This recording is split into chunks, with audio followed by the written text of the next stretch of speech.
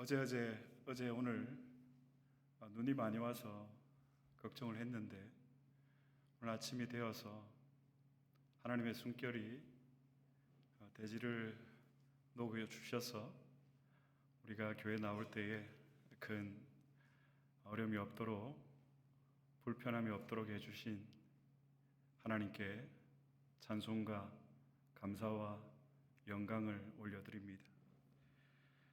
오늘 본문 출애굽기 3장 5절은 하나님께서 모세를 부르시는 장면입니다. 모세가 강야에서 양을 치고 있을 때에 불은 붙었는데 타지 않는 떨기 나무를 보게 됩니다. 불이 붙었는데 나무가 타지를 않습니다.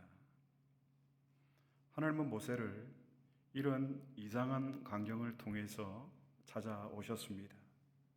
그런데 여러분, 왜 하나님이 다른 수많은 방식들을 두시고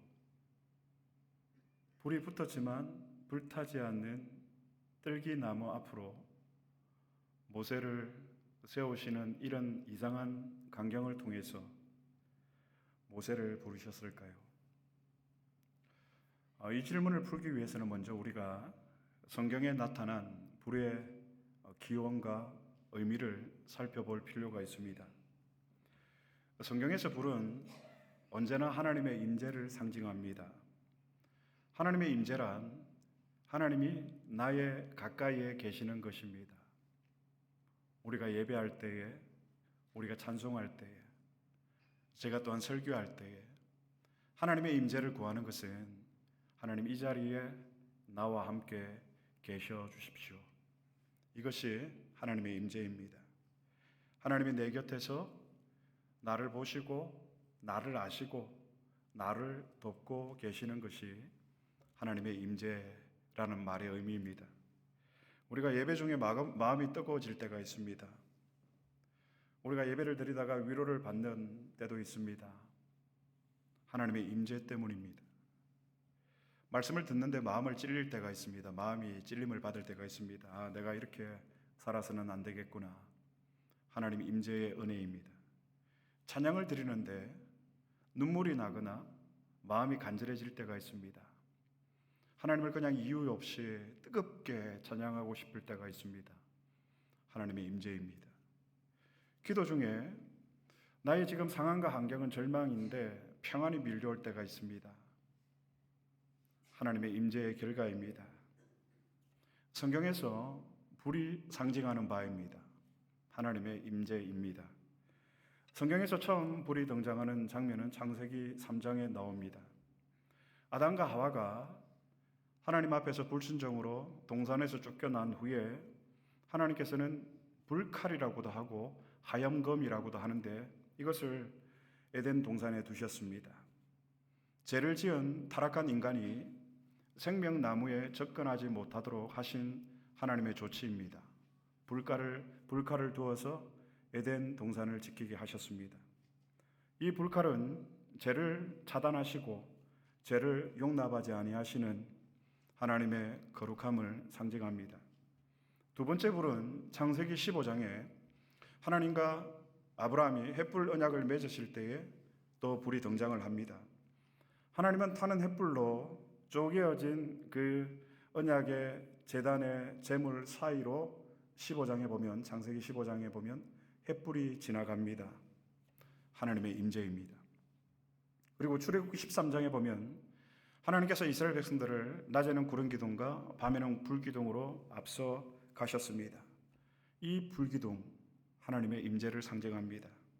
그리고 우리가 잘 알고 있는 열왕기상 18장에 보면 엘리야의 하나님께서 갈멜산 제단에서 바알의 450명의 선지자, 아세라의 400명의 선지자, 그 850명의 바알과 아세라의 선지자가 보는 앞에서 엘리야가 기도할 때에 불러서 제단의 제물을 태우셨습니다. 성경의 불은 하나님의 거룩한 임재를 상징합니다. 그리고 신약에도 불에 대한 등장이 하는 내용이 있습니다. 사도행전 2장입니다. 오순절 성령 강림 사건을 사도행전 2장에 보면 불에 혀같이 임하셨다라고 기록을 하고 있습니다. 우리가 알다시피 오순절 성령이 임하고 베드로의 설교를 들은 후에 사람들이 사도행전 2장 37절 말씀에 그들의 마음이 찔려 그 위에 이렇게 고백을 합니다. 형제들아 우리가 어찌할꼬 하거늘. 그들의 마음이 찔려 형제들아 우리가 어찌할꼬, 어떻게 해야 내가 이 죄 사함을 받고 구원을 얻을 수 있겠습니까? 여기에 등장하는 하나님의 불은 죄를 폭로하고 우리의 죄를 정결하게 하고 하나님 앞에서 우리의 상한 마음을 깨트려서 우리의 심령을 깨트려서 회개로 이끄는 은혜의 상징이 되기도 합니다. 그런데 여러분, 오늘 출애굽기 3장에 등장하는 불은 좀 특별합니다. 타지 않는 불입니다. 성경을 한번 찾아보겠습니다. 출애굽기 3장 2절 말씀 다 같이 봉독하겠습니다. 여호와의 사자가 떨기나무 가운데로부터 나오는 불꽃 안에서 그에게 나타나시니라. 그가 보니 떨기나무에 불이 붙었으나 그 떨기나무가 사라지지 아니하는지라. 떨기나무에 불이 붙었지만 그 떨기나무가 타지 않고 있습니다. 불의 성질은 여러분 태우고 소멸시키는 성질을 가지고 있습니다. 그러나 모세가 대면한 이 떨기나무의 불은 조금은 특별합니다. 불이 붙었지만 나무가 타지를 않습니다. 하나님께서 모세를 불타는 떨기나무 앞에 세우신 이유입니다. 모세는 하나님의 이 임재를 경험하고 그 임재 앞에서 자신의 깊은 죄와 무능을 보게 됩니다. 어거스틴이 말한 대로 모세가 보았던 하나님의 불은 죄인을 삼키는 불이 아니라 죄인을 살리는 은혜의 불이었습니다. 불타는 그래서 떨기나무는 여러분 하나님의 거룩한 임재와 하나님의 변함없으신 은혜를 우리에게 보여줍니다. 사랑하는 성도 여러분, 하나님께서 언제 우리를 부르셨습니까? 우리가 평범한 자리에 있을 때에 하나님께서 우리를 부르십니다. 모세는 왕궁에서 40년 그리고 광야에서 40년의 시간을 보냈습니다. 그리고 이제 모세는 80세에 이름 없는 늙은 목자로 살아가고 있을 그때에 하나님은 광야 한복판에서 모세를 부르셨습니다.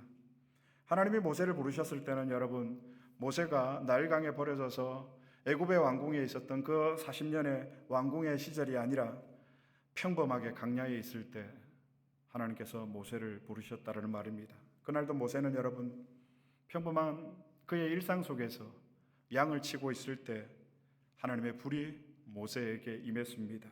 그렇습니다. 하나님은 언제 우리를 부르시는가? 우리가 가장 낮은 자리에 임해 있을 때, 우리가 가장 낮아졌을 때 하나님께서 우리를 부르시는 분이십니다. 하나님은 인간의 자랑을 다 꺾으신 후에 비로소 하나님 자신을 저와 여러분 우리에게 계시하십니다. 우리의 교만과 우리의 자랑을 다 꺾으신 후에.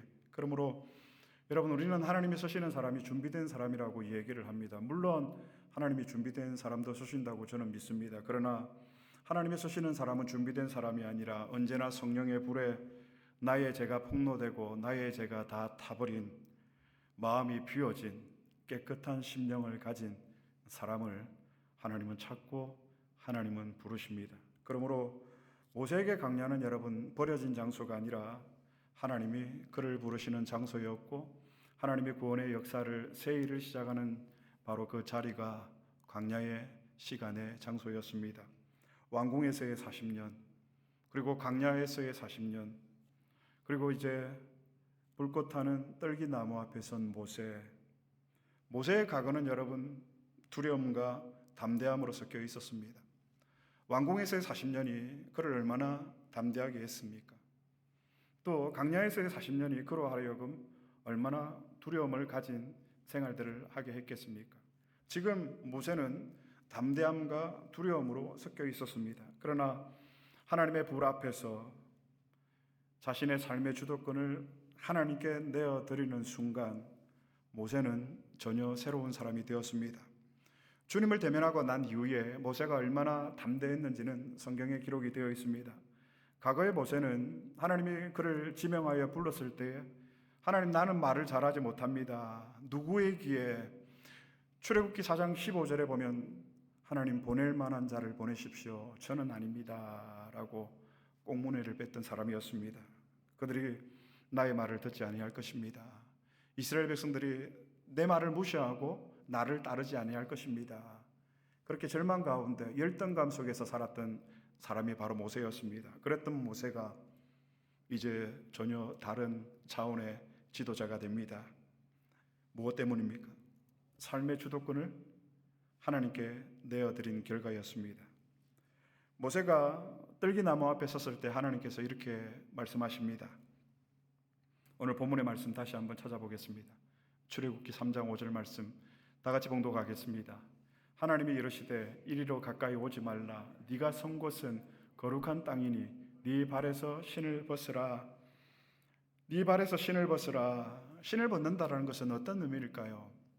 하나님 앞에서의 항복을 의미합니다.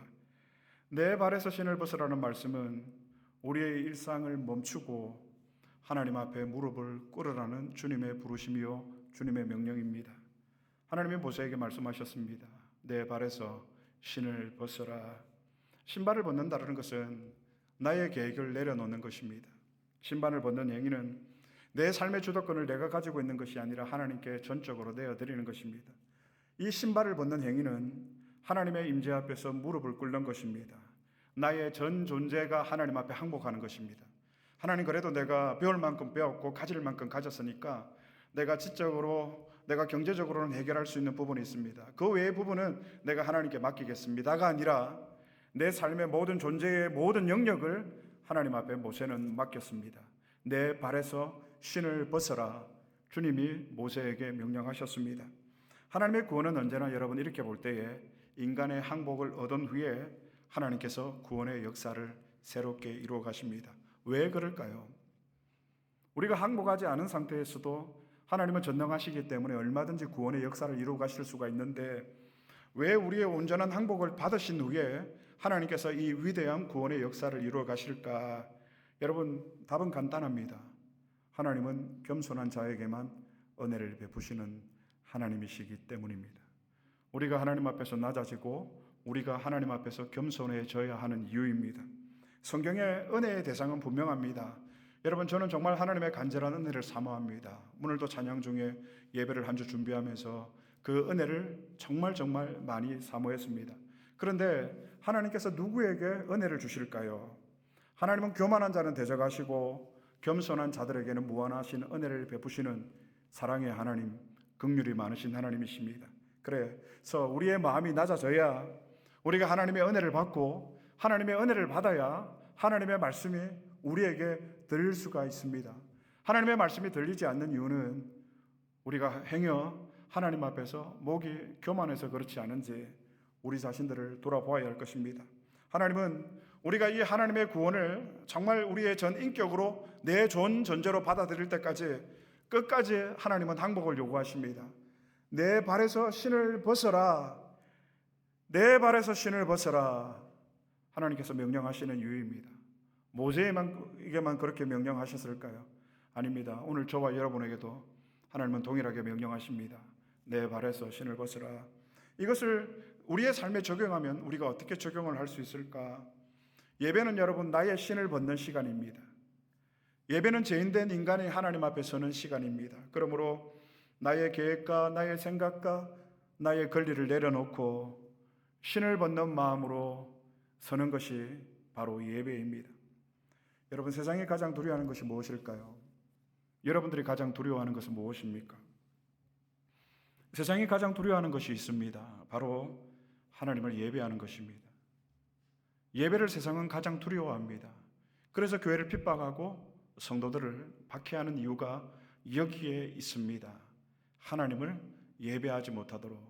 하나님을 예배하지 못하면 예배 가운데 선포되어지는 하나님의 말씀을 우리가 듣지 못하면 하나님을 알지 못하게 되고 하나님을 알지 못한 그 결과는 하나님의 말씀을 알지 못하는데 우리가 어떻게 하나님의 뜻에 순종할 수가 있겠습니까? 그러니 세상 가운데로 우리가 흘러갈 수밖에 없는 것입니다. 그래서 세상이 가장 두려워하는 것은 여러분 바로 예배입니다. 출애굽기 5장에 보면 바로가 이스라엘 백성들에게 더 가혹한 억압과 고된 노역을 시킵니다. 그 이유는 한 가지입니다.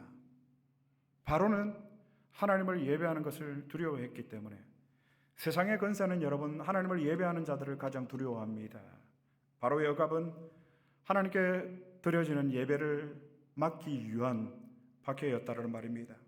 출애굽기 5장 3절에 보면 모세가 하나님의 명령을 받고 바로에게 가서 우리를 내어 보내소서라고 이야기를 합니다. 우리를 내어 보내어야 하는 이유는 우리가 사흘 길 중 가서 여호와께 예배를 드리려고 합니다. 제단을 쌓으려고 합니다. 성경 출애굽기 5장 3절에는 그렇게 기록이 되어 있습니다만 이스라엘 백성들이 사흘 길 중 가서 하나님을 예배하기 위해서 우리를 출애굽시켜 달라고 얘기를 하죠. 2번씩이나 얘기를 합니다. 그러나 바로는 어떻게 하죠? 더욱더 고된 노역을 시킵니다. 벽돌을 굽는 지푸라기의 이 재료를 이제 공급하지 않습니다. 더 혹독하게 이스라엘 백성들을 박해하기 시작합니다. 사랑하는 여러분, 저는 오늘도 마찬가지라고 생각합니다. 사단은 동일한 전략을 사용하고 있습니다.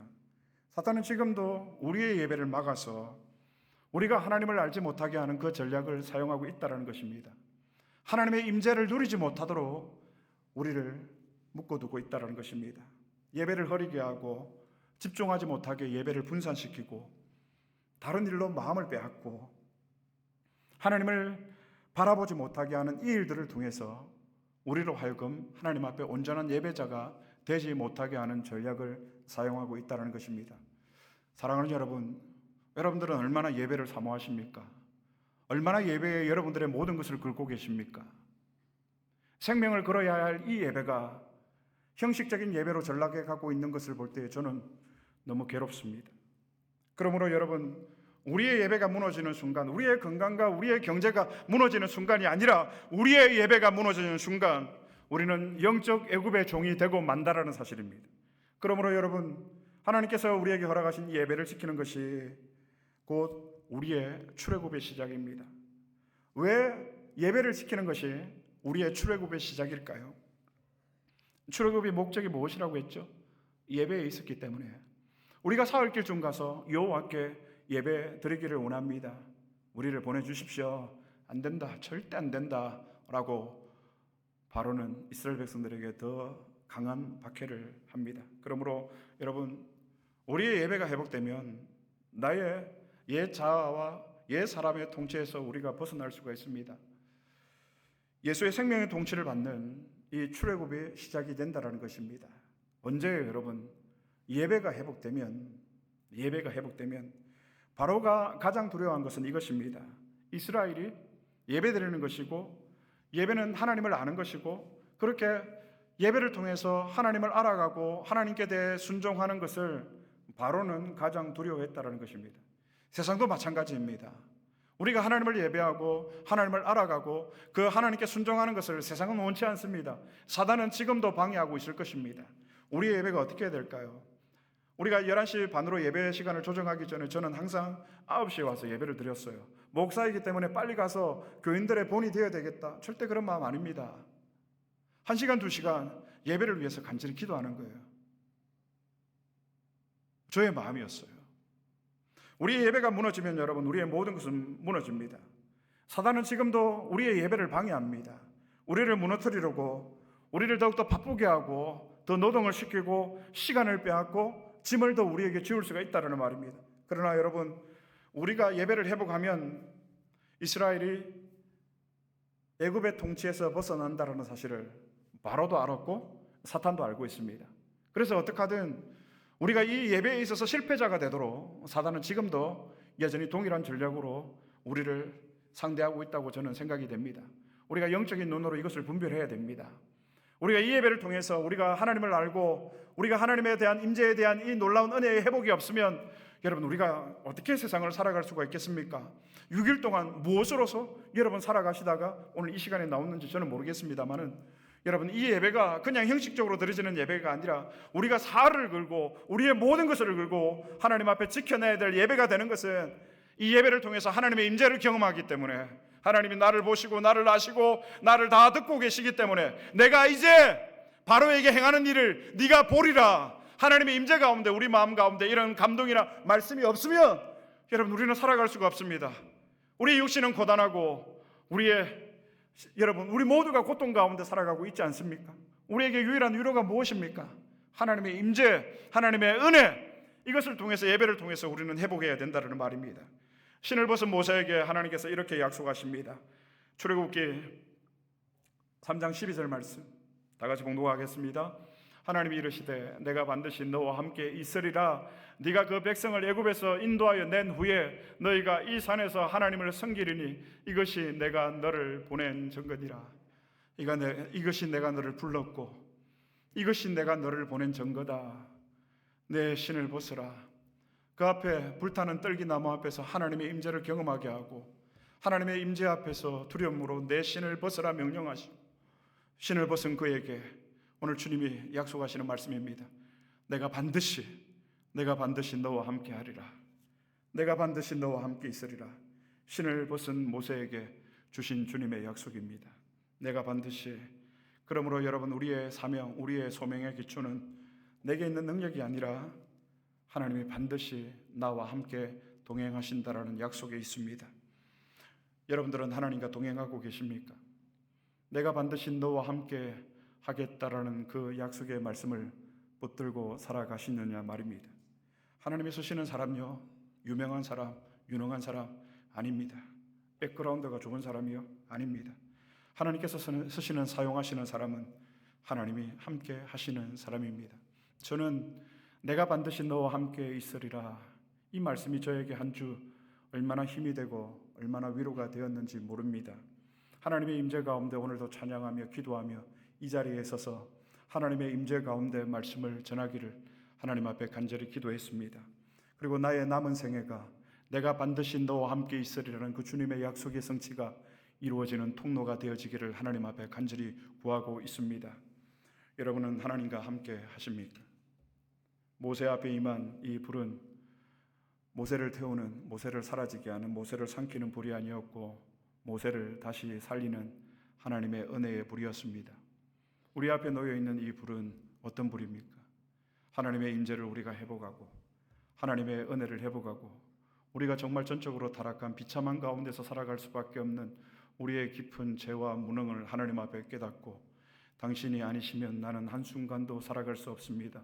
오 주여, 나의 돌이킴이 너무 늦었지만, 내가 하나님 앞에 돌아온 시기가 너무 늦었지만, 젊은 날 그 시간을 내가 쾌락과 정욕으로 보내다가 이제서야 주님 앞에 돌아온 것이 부끄럽지만 그럼에도 불구하고 이후로는 내가 주님과 동행하겠습니다. 주님의 그 임재 가운데 살아가겠습니까? 사랑하는 여러분, 여러분들은 어떤 불 앞에 서 계십니까? 여러분들은 하나님의 임재 앞에 여러분의 신을 벗을 준비가 되어 있습니까? 나의 모든 생애를 주님 앞에 맡깁니다. 내 삶의 주권을 주님 앞에 맡깁니다. 하나님, 이제 나는 항복입니다. 여러분의 신을 벗을 준비가 되어 계십니까? 나의 계획과 나의 절망과 나의 아픔과 나라의 두려움을 다 내려놓고 하나님 앞에 진정으로 항복할 준비가 되어 계십니까? 여러분, 만약에 하나님께서 우리를 거듭나게 하시고 우리를 택자로 삼으셨다면 하나님의 이 끈질긴 추적은 우리의 무덤까지 따라올 것입니다. 항복해라, 항복해라, 항복해라. 하나님의 임재 가운데 너는 살아가야 할 사람이다. 내 신을 벗고 내가 반드시 너와 함께 할 것이다. 무엇보다도 여러분, 우리의 예배가 이런 예배가 되었으면 좋겠습니다. 저도 오늘 이 예배를 준비하면서 아침에 눈을 뜨고 하나님 오늘도 호흡하게 해주셔서 감사합니다. 이불 속에서 그런 기도를 드렸습니다. 오늘 이 예배가 나의 생애의 마지막 예배라고 여기겠습니다. 주님, 그렇게 하나님의 임재를 간절히 붙들고 이 자리에 섰습니다. 여러분들도 오늘 드려지는 예배가 여러분의 생애의 마지막 예배가 된다라는 마음으로 예배를 드리면 얼마나 좋을까. 여러분, 사람에게는 정말 기억하고 싶지 않은, 지우고 싶은 기억들이, 추억들이 있습니다. 저에게도 그런 기억이 있습니다. 2024년 2월 21일 목요일 밤 자정이 된 시간, 저는 그 시간을 지우고 싶습니다. 교회 모든 문이 클로즈가 되었던, 사택에서 교회당을 바라보면서 10개의 모든 출입문이 닫혔던 그 시간, 저는 제 기억에서 지우고 싶습니다. 그런데 저는 그 시간을 또 잊을 수가 없습니다. 우리의 모든 문은 닫혔지만 하나님을 예배하는 열린 문, 그 열린 문이 우리에게 열렸던 시간, 저는 그날이라고 감히 말씀드릴 수가 있습니다. 우리가 지난 2년 동안 하나님께서 우리를 사랑하셔서 우리를 이끄시고 구름 기둥과 불 기둥으로 우리를 인도하시면서 우리와 함께 하시고 동행해 주신 이유가 여기에 있다고 생각을 합니다. 정목사, 내 발에서 신을 벗어라. 정목사, 내 발에서 신을 벗어라. 주님, 우리에게 명령하시는 그 명령을 저는 듣게 되었습니다. 그 이후로 저는 행복합니다. 사방의 모든 문은 닫혀 있지만 하나님을 예배하는, 하나님께 나아가는 이 문이, 그리스도를 통한 그리스도의 문이 나에게 열려 있기 때문에 저는 행복하고 저는 감사하고 저에게 위안이 됩니다. 사랑하는 여러분, 오늘 주님 우리에게 말씀하십니다. 내 발에 신을 벗어라. 내가 너와 함께 하겠다. 여러분, 우리가 우리 신을 벗지 못하면 걸어가신 하나님이 우리와 동행하고 싶으셔도 그 하나님의 걸어가심의 속성이 우리 앞에 다가오면 우리가 버티지를 못하니까 어떻게 하나님께서 악으로 치닫고 있는 사람들과 함께 하실 수가 있겠습니까? 내 신을 벗어라. 항복해라. 그렇게 우리가 겸손히 예배를 붙들고 신을 벗은 자들에게 주시는 주님의 약속입니다. 내가 반드시 내가 너와 함께 하겠다. 이 위로의 말씀으로 여러분, 우리의 절망, 우리의 실패, 우리의 아픔을 여러분 드러내고 우리의 육신의 고통들을 여러분 다 훌훌 털어내고 나는 할 수 없지만 내가 반드시 너와 함께 하겠다라는 그 주님의 약속의 말씀을 붙들고 우리가 이런 불안과 두려움을 몰아내고 절망과 의심을 몰아내고 우리의 영혼을 다시 이렇게 세우고 우리의 상처를 치유하셔서 마침내 다시금 사명을 감당하는 자로 불러 일으켜 세우시는 그 주님이 주시는 은혜를 붙들 수 있기를 주님의 이름으로 축복합니다. 하나님의 임재를 사모하시기를 바랍니다. 하나님께서 우리에게 주신 이 소명과 사명 앞에 순종하는 마음을 가지시기를 바랍니다. 무엇보다도 예배를 지키는 가정과 교회가 될 수 있기를 우리 주님의 이름으로 축복합니다.